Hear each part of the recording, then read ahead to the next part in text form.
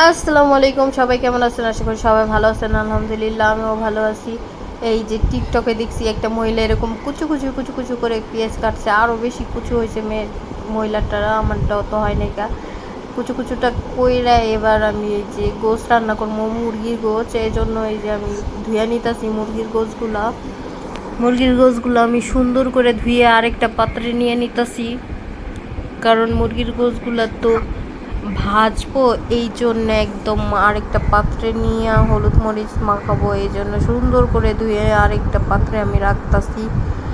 এদিকে একটা মুরগি আছে এবং আরেকটা মুরগির পা আছে, মানে দুইটা মুরগির পা এদিকে, কিন্তু মুরগি এদিকে একটাই।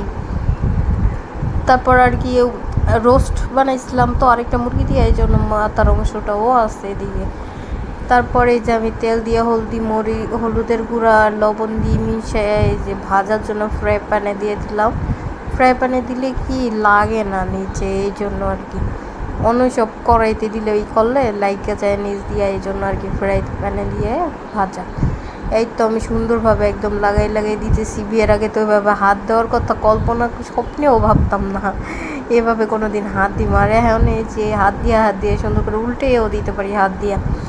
তারপরে এই যে দেখছেন ভাজা ভাজা হয়ে যেতেছে সুন্দর করে, আমি একটু উল্টে পাল্টে দিতেছি।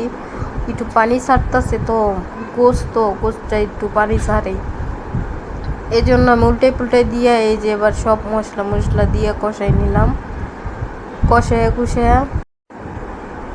কষায়া তারপরে এই যে মুরগিটা ভাজা একদম কড়া একটু ভাজা দিছি।